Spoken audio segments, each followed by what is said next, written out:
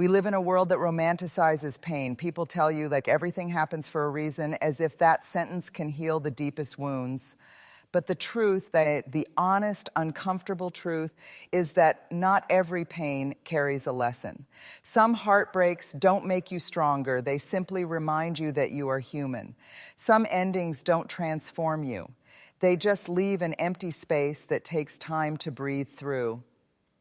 Sometimes life hurts for no poetic reason. The person you trusted betrays you. The dream you gave everything to crumbles overnight. The loved one you thought would always be there isn't. And in that quiet, hollow place, people will rush to give you reasons. It's for your growth. You'll understand later. It made you who you are. But inside, sometimes it just hurts. And that's okay. You don't have to turn every wound into wisdom right away. You don't have to wrap pain in meaning just to make it more bearable. Some seasons are not about why, they're about how. How do I breathe through this? How do I stay kind when I feel broken? How do I get up when my heart has nothing left to give? That's where the real growth happens, not in the reason, but in the response. You see, the world will tell you that suffering always shapes strength. But what they don't say is that strength isn't the absence of pain. It's the choice to keep living in the middle of it. It's the courage to not let bitterness become your identity. It's allowing yourself to cry without shame, to rest without guilt, and to say, I don't know why this happened, but I'll keep moving anyway. Sometimes the only purpose pain serves is to remind us of our humanity, to bring us back to compassion, humility, and empathy for others who hurt like we do. When you stop demanding meaning from every hardship, you start finding peace. Because peace doesn't come from understanding why high things happen. It comes from accepting that they did and you're still here. So the next time life breaks your heart, don't rush to find the reason. Sit with it. Let it hurt. Let it teach you what endurance feels like. You don't have to make your pain pretty. You just have to make it honest. And that honesty, that raw, unpolished truth, is what transforms you quietly over time. There's a truth we rarely say out loud. You can't heal where the pain keeps repeating, yet so many of us try. We go back to the people who hurt us, hoping they'll finally see our worth. We return to old environments, thinking this time we'll handle it differently. We tell ourselves that revisiting the wound might close it, but what it really does is reopen it. Healing doesn't happen in the same atmosphere that caused your damage.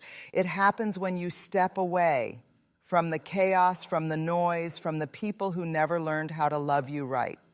Sometimes healing means choosing silence over explanation, distance over proving a point, and peace over being understood. You see, when someone breaks your trust, when they make you question your value, you can't rebuild your spirit in the same space where you had to shrink to survive. You need air, new air. You need to breathe somewhere that doesn't suffocate your truth. You need to be around people who don't just tolerate your feelings, but respect them. We stay in broken places because we crave familiarity. Even pain, when repeated long enough, begins to feel safe because it's what we know.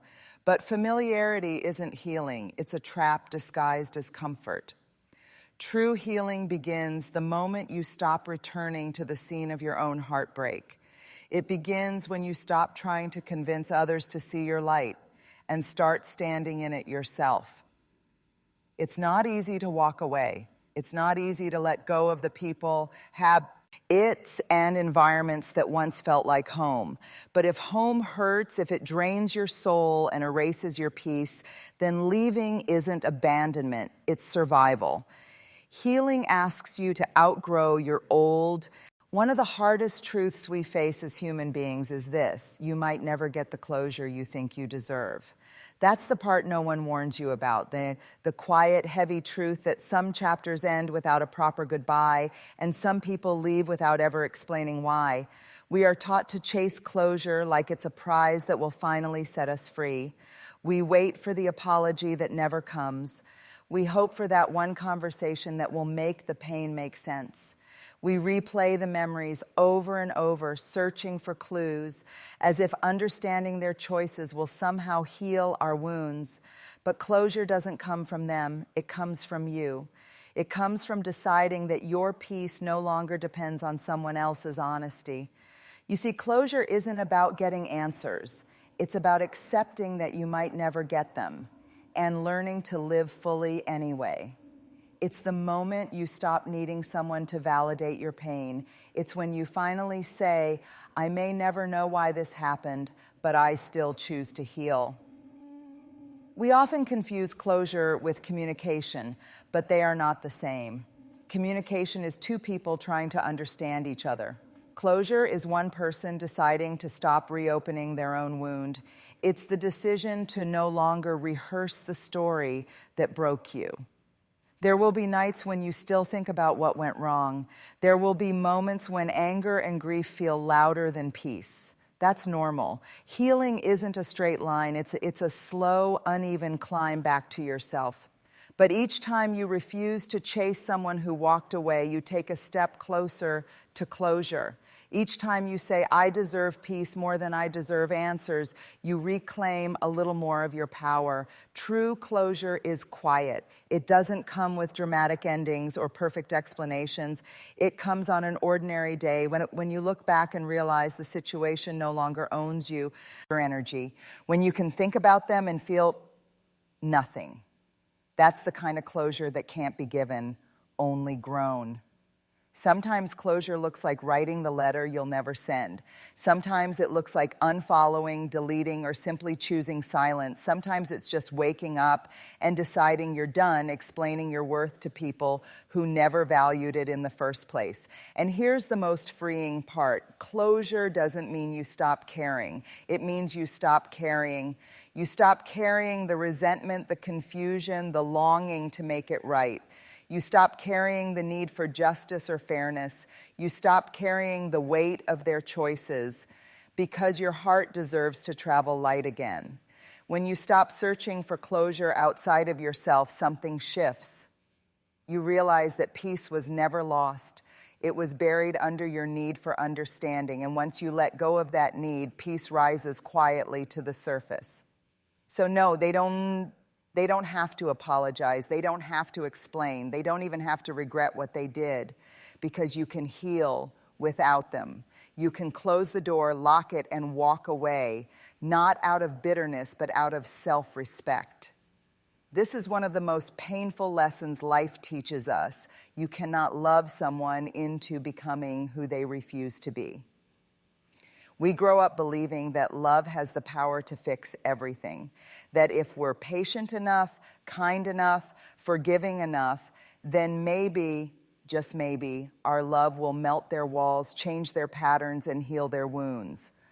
But real life doesn't work that way, because love is powerful, yes, but it is not a tool for transformation when the other person is unwilling to grow. You can pour every drop of your compassion into someone, but if they are not ready to face themselves, your love becomes a bandage for their denial, not a cure for their pain. And also, it's not love's fault. It's what happens when love becomes one-sided, when it's used to rescue instead of to connect. Sometimes we stay in toxic cycles because we believe our love can save them. Because when love starts to cost you your peace, it's no longer love, it's survival. And you were not born to survive inside someone else's storm. You were born to love deeply, mama sai, but also wisely, to give your heart, but not your sanity, to care, but not to carry. Real love doesn't demand you to lose yourself. Real love meets you halfway, honors your effort, and protects your peace. And when you finally understand that, you stop chasing potential and start choosing presence. You stop trying to love people into changing and start loving yourself enough to walk away when they won't. There's a strange thing that happens after you've lived in emotional chaos for too long. Peace starts to feel unnatural. When your nervous system has been wired to expect drama, conflict, and unpredictability, calm can actually feel uncomfortable. You find yourself waiting for something to go wrong, a text that ruins your mood, a silence that feels too heavy, or a calm day that somehow feels suspicious. We don't talk enough about how hard it is to adjust to peace after years of surviving storms. When chaos has been your normal, peace feels foreign, almost boring. You start missing the adrenaline, the emotional highs and lows, the push and pull that made you feel alive, even if it was slowly destroying you. But here's the truth. Peace isn't boring, it's healing. It just doesn't rush, it doesn't scream, it doesn't demand. Peace speaks softly, and if you've lived your life surrounded by noise, that softness can feel unsettling at first. You see, chaos conditions us to confuse intensity with intimacy. We think love should feel dramatic, urgent, and consuming. We mistake calm for distance. We believe that if it doesn't hurt, it isn't real. But peace, real peace, that teaches you the opposite. It teaches you that love can be gentle and still be powerful. That stability can be just as passionate as chaos, but without the constant emotional hangover. The real work of healing begins when you start to unlearn your addiction to chaos, when you realize that not every silence means rejection, that not every calm moment means something is missing, that being at peace isn't a sign that life has become dull. It's a sign that your heart has stopped living in emergency mode. Peace feels strange in the beginning because your body doesn't know how to rest in safety. It's like stepping off a storm-tossed boat. You still feel the waves, even when you're standing on solid ground. But if you stay there long enough, your balance returns, your breathing slows, your heartbeat steadies, and one day, without even realizing it, peace begins to feel like home. That's when you know you've healed. Not when life is perfect, but when calm no longer feels boring. When you stop craving the people who once kept you anxious just to feel connected. When you can sit in silence and not need noise to feel alive. Peace isn't the absence of excitement. It's the presence of clarity. It's knowing who you are without needing conflict to define you. It's waking up and realizing that you no longer need to chase chaos to feel something. And yes, that might make your life quieter. You might lose people who thrived on your reactions. You might have days that feel too still. But that stillness, that beautiful sacred stillness is what freedom sounds like. You fought hard for peace, so don't run from it when it finally arrives. Learn to sit with it. Learn to breathe in it. Learn that safety doesn't mean boredom. It means your soul is finally resting after years of war. You don't need the highs and lows to prove that you're alive. You don't need to be in survival mode to feel worthy. You just need to remember that peace is not the end of your story. It's the beginning of the life you always deserved. So when peace feels boring, remind yourself, it only feels that way because you've been living in chaos for too long. Give it time. Soon, peace will feel like power. Would you? Sometimes you'll try to shrink again just to fit back into the version of yourself they're comfortable with. You'll go to the old places, talk about the same small things, pretend you don't feel different, but your soul knows the truth. Once you've expanded, you can't unknow what peace feels like. So you begin to release, not out of anger, but acceptance. You learn to love people from afar, to honor what they gave you without demanding they meet you where you are now. You stop trying to save the relationship and start saving your energy. It's a tender kind of letting go. You still care, you still wish them well, but you finally understand that your growth deserves space, even if it costs you familiar faces, because staying small just to keep others comfortable is a slow form of self-betrayal. When you choose to evolve, you will lose some people, but you will find yourself. You'll attract those who speak your new language, people who value honesty over image, accountability over comfort, purpose over popularity. They'll feel like fresh air after years of stale rooms. So when someone says you've changed, let that be your confirmation, not your guilt. Change is the point. Growth is the goal. We've been taught to wear strength like armor. to keep smiling even when we're falling apart, to keep showing up, pretending everything's fine when our hearts are screaming for rest.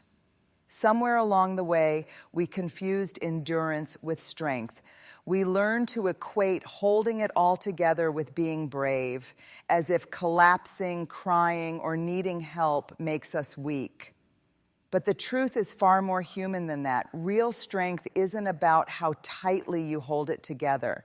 It's about how honestly you allow yourself to fall apart. There is nothing noble about pretending you're okay when you're not. There's nothing powerful about silencing your pain to make others comfortable.